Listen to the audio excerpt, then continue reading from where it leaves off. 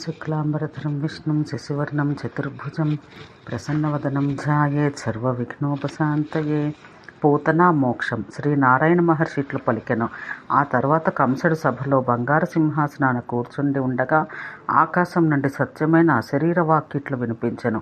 ఓ మూఢుడా, ఏమి చేస్తున్నావు? నీ క్షేమం గురించి ఆలోచించుకో. ఓ రాజా, నీకు అపాయం నిలిచి ఉన్నది. భూమి మీద నీకు యముడు పుట్టినాడు. వసుదేవుడు నీకు అంతకుడైన తన కుమారుని నందునికి అప్పగించి అక్కడి నుండి కన్యను తెచ్చి నీకిచ్చి ఎరగనట్లున్నాడు. ఈ కన్య మాయ యొక్క అంశతో పుట్టింది. వసుదేవుని పుత్రుడు స్వయంగా శ్రీహరియే. నిన్ను చంపువాడు గోకులంలో నందుని ఇంట పెరుగుతున్నాడు. దేవకి 7వ గర్భం కూడా నందుని ఇంట పెరుగుతున్నది. దేవకి 7వ గర్భం చచ్చి జారిపడలేదు. బ్రతికి ఉన్న ఆ పుత్రుని మాయా రోహిణి గర్భంలోనికి చేర్చి నిలిపివేసినదట. ఆ గోకులంలోనే మహాబలవంతుడైన బలదేవుడు శేషుని అంశతో పుట్టినాడు. నీకు యములైన ఆ ఇద్దరు గోకులంలో నందమందిరాన పెరుగుతున్నారు. ఇట్టి వాక్కును రాజు విని తల వంచుకుని హఠాత్తుగా విచారమగ్నుడయ్యాను. దుఃఖంతో ఆహారమునే వదిలివేశాను.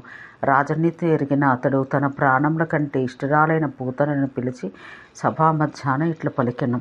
బిడ్డా పూతన, ఒక కార్యం కొరకు నీవు గోకులంలోని నందుని ఇంటికి పొమ్ము. నీ స్తనములను విషములతో నింపి అక్కడ శిశువుకు పాలెమ్ము.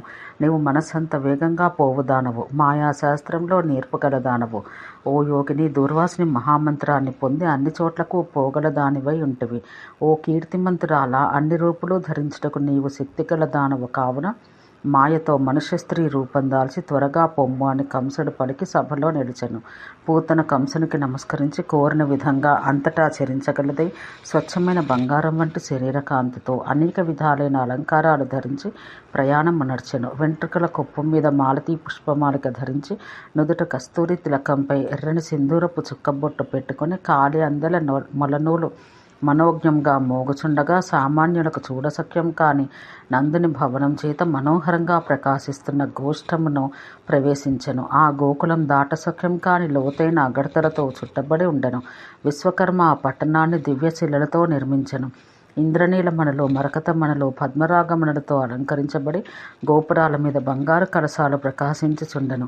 ఆకాశమునంటున్నంత ఎత్తైన ప్రాకారాలు, లోహ కవాటాలు అమర్చిన 4 ప్రాకార ద్వారములను రక్షిస్తున్న ద్వారపాలకులతో మిక్కిలి అందంగా ఉన్న ఆ గోకులాన్ని సుందరీగణములు చుట్టి ఉండిరి. ముత్యంలో శ్రేష్టమైన మణులు, రత్నపూర్ణములైన ధనరాశులు, బంగారు పాత్ర సామాగ్రి, స్వర్ణభాండముల నిండి కోట్ల గణములతో కూడి పోషింపబడి దాసజనమైన లక్షల గోపాలులతో పనులతో శ్రద్ధగా మునిగి ఉన్న దాసీజనాలతో నిండి ఉన్న ఆశ్రమాన్ని చిరునవ్వుతో చూసివారి మనసులు హరిస్తున్న ఆ స్త్రీ ప్రవేశించెను. నందుని గృహాన ప్రవేశిస్తున్న ఆమెను చూసి గోపికలు కృష్ణుని దర్శించుటకై వచ్చిన లక్ష్మీదేవియో పార్వతియో అనుకున్నారు. గోపాలకులు గోపికలు నమస్కరించి కుశల ప్రశ్నలు అడిగిరి. పాదములు కడుక్కుంటకు నీళ్ళిచ్చి సింహాసనంపై కూర్చుండబెట్టిరి. చిరునవ్వుతో ఆ సాధ్వి గోపాలకుల యొక్క నందబాలుని యొక్క కుశలం ప్రశ్నించి వారిచ్చిన పాద్యం స్వీకరించి కూర్చుండెను. ఓ ఈశ్వరి, నీవెవ్వరు? నివాసం ఎక్కడా? నీ పేరేమి? ఇప్పుడు ఇక్కడకు నీవేమి పని మీద వచ్చేతివి అని గోపికలందరూ ఆమెను ప్రశ్నించగా వారి మాటలు విని ఆమె మనోహరంగా ఇట్లు పలికెను. నేను మధురా నివాసిని. నా పేరు గోపికయే. నేను బ్రాహ్మణ స్త్రీని. లోకులు ఒకరికొకరు చెప్పుకొనుచుండగా ముసలి వయసులో నందునకు ఒక గొప్ప పుత్రుడు జన్మించను అని మంగళసూచకమైన ఒక తత్వం విన్నాను. దాన్ని విని ఆ బాలుని చూసి ఇష్టమైన ఆశీస్సులు ఇచ్చుటకు వచ్చి తిని ఆ పుత్రుని ఇటు తెమ్మ, వాణిని చూసి ఆశీర్వదించి వెళ్తాను అనెను. ఆ బ్రాహ్మణ స్త్రీ మాటలు విని యశోదాదేవి సంతోషంతో కొడుకును ఆమె ముందు నమస్కరింపచేసి ఆమె ఒడిలోకి అందించెను. ఆ సాధ్వి బాలుని తన ఒడిలో చేర్చుకుని మరల ముద్దులు పెట్టుకుని కుదురుగా కూర్చుండి ఆ పుణ్యవతి శ్రీకృష్ణుని నోటికి చన్ను అందించెను. ఏమి అద్భుతం! ఈ బాలుడు ఎంత సుందరుడమ్మా గోపమ్మ! ఈ పసివాడు గుణములను బట్టి నారాయణునితో సమానుడని పలికెను. ఓ నారద! శ్రీకృష్ణుడు ఆమె వక్షస్థలమున నిలిచి విషం గల స్తనమును త్రాగి నవ్వెను. ఆమె ప్రాణములతో పాటు ఆ విషపాలను అమృతం వలె తాగెను. ఆ సాధ్వి బాలకుని విడిచిపెట్టి ప్రాణాలు విడిచి పడిపోయెను. మాయారూపం తొలగి వికారమైన ఆకారం ముఖం కలదై నోరు తెరిచెను. ఆ పూతన ఆత్మ తన స్థూలదేహం వదిలి సూక్ష్మదేహంను ప్రవేశించెను. వెంటనే రత్న నిర్మితము సుందరులైన విష్ణు పార్షదులు చుట్టి ఉన్నది 1,00,000 వింజామరతో 1,00,000 అద్దములతో శోభిస్తూ అగ్నివలే ప్రకాశించే సన్న వస్త్రాలతో అలంకరించబడినది. చిత్ర విచిత్రాలైన రత్న కలశములతో కూడినది. రత్నముల తేజస్సు మండలాకారంగా వ్యాపించినది. 100 చక్రాలు గలది ఒక సుందరమైన రథాన్ని ఎక్కెను.